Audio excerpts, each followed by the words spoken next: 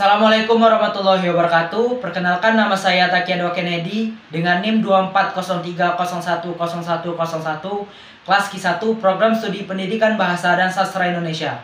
Di sini saya akan membuat tugas akhir yang berupa video mata kuliah linguistik umum dengan judul Hubungan Linguistik dengan Ilmu Bahasa Lainnya. Saya masuk ke materi yang pertama. Hubungan linguistik dengan filologi. Hubungan antara filologi dan linguistik telah lama diakui terutama dalam studi bahasa dan teks kuno.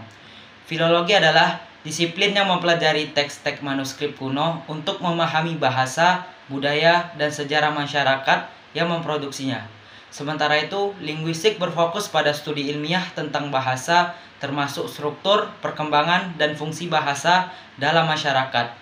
Berikut beberapa pendapat ahli mengenai hubungan antara filologi dan linguistik. Yang pertama itu ada R.M. Purbatjaraka, ahli filologi Indonesia. Ia mengatakan bahwa filologi berfungsi untuk memurnikan teks dari kesalahan dan korupsi yang terjadi selama proses penyalinan. Menurutnya, filologi sangat berguna dalam merekonstruksi teks asli suatu bahasa yang bisa mendukung penelitian linguistik historis. Dengan demikian, filologi membantu linguistik dalam memahami perkembangan fonologi, morfologi, dan sintaksis dalam suatu bahasa melalui studi manuskrip-manuskrip lama.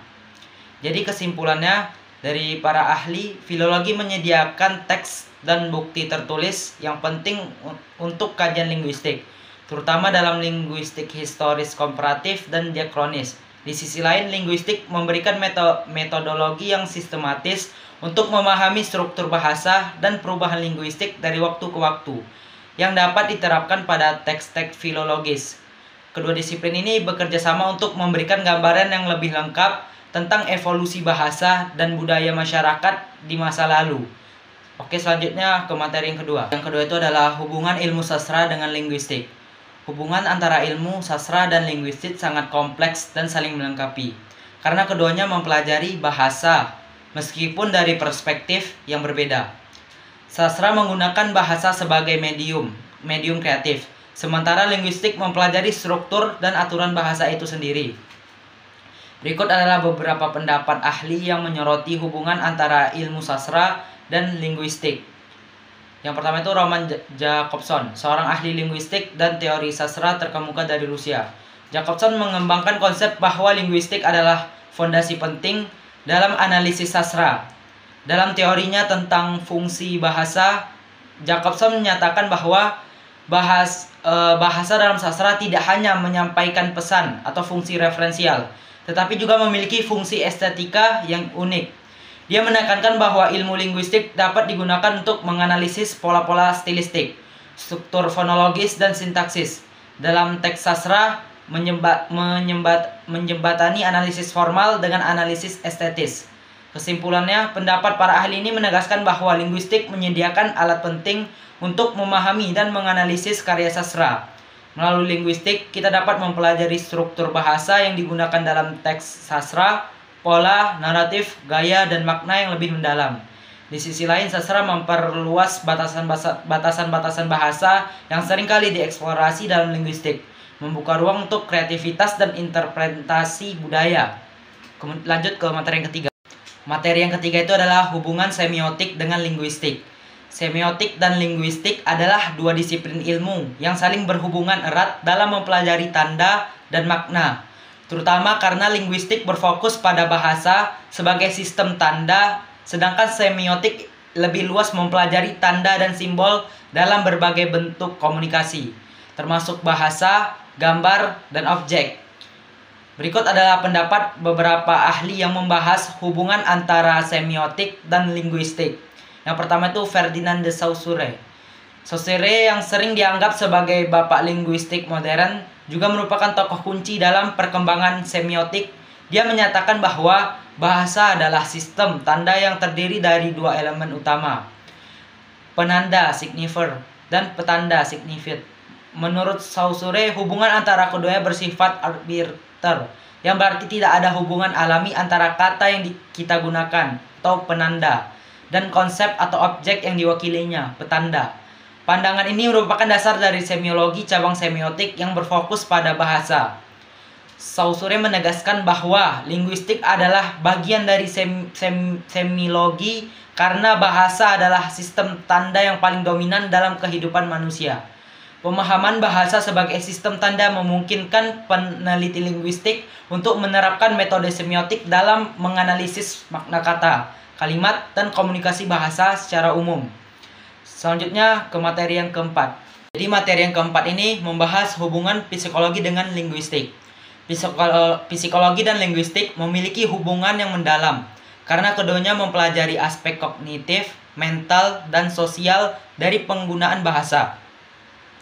Linguistik berfokus pada struktur dan fungsi bahasa, sementara psikologi, khususnya psikologi kognitif, menyelidiki bahasa mental yang mendasari pemahaman, produksi, dan penggunaan bahasa. Berikut adalah beberapa pendapat ahli mengenai hubungan antara psikologi dan linguistik. Noam Chomsky. Dia mengembangkan teori tata bahasa generatif yang menyatakan bahwa manusia memiliki kemampuan bawaan untuk berbahasa yang disebut sebagai language acquisition device. Menurut Chomsky, otak manusia dilengkapi dengan mekanisme bawaan yang memungkinkan kita belajar bahasa dengan sangat cepat di masa kanak-kanak. Ini merupakan pandangan psikolinguistik yang menunjukkan bahwa kemampuan bahasa berhubungan erat dengan struktur mental dan kognitif manusia. Kesimpulan dari pendapat para ahli ini terlihat bahwa psikologi dan linguistik saling berhubungan erat, terutama dalam bidang psikolinguistik yang berusaha memahami bagaimana otak manusia mengolah, menghasilkan, dan memahami bahasa. Bahasa bukan hanya alat untuk komunikasi, tetapi juga mencerminkan dan dipengaruhi oleh proses mental dan kognitif. Pendekatan psikologis membantu menjelaskan bagaimana bahasa dipelajari, disimpan, dan digunakan. Sementara linguistik menyediakan kerangka analitis untuk memahami struktur dan fungsi dari bahasa tersebut. Selanjutnya ke materi yang kelima. Materi yang kelima adalah hubungan antara antropologi dengan linguistik. Antropologi dan linguistik memiliki hubungan yang erat, terutama dalam kajian tentang bahasa, budaya, dan masyarakat. Antropologi linguistik adalah cabang ilmu yang memadukan kedua bidang ini, mempelajari bagaimana bahasa mempengaruhi, mencerminkan, dan membentuk budaya serta bagaimana bahasa berkembang dalam konteks sosial dan budaya tertentu. Berikut adalah beberapa pendapat ahli yang menyoroti hubungan antara antropologi dan linguistik. Yang pertama itu ada Edward Sapir.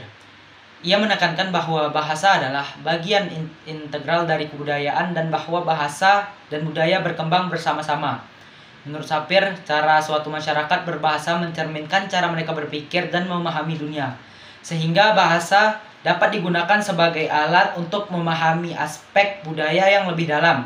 Sapir juga mengembangkan gagasan bahwa struktur bahasa mempengaruhi cara individu dalam suatu budaya dan berinteraksi dengan dunia yang dikenal sebagai hipotesis Sapir-Whorf reals bahasa.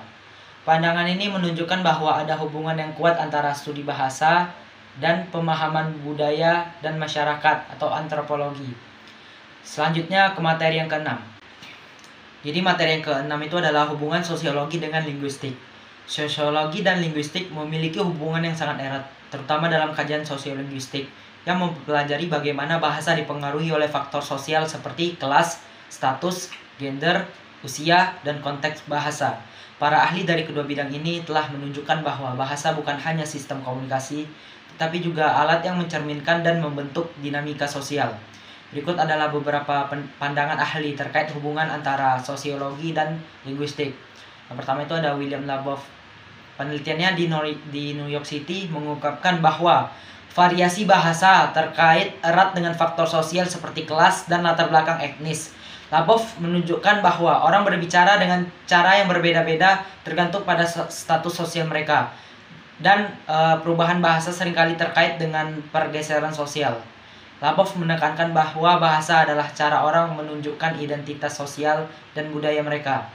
Dia meneliti perubahan bahasa dalam konteks sosial dan menemukan bahwa perbedaan dalam pengucapan, tata bahasa, dan kosakata sering mencerminkan struktur sosial yang lebih luas, seperti hierarki sosial atau proses urbanisasi. Dan yang bisa saya sampaikan dari materi hubungan linguistik dengan ilmu bahasa lainnya, Assalamualaikum warahmatullahi wabarakatuh.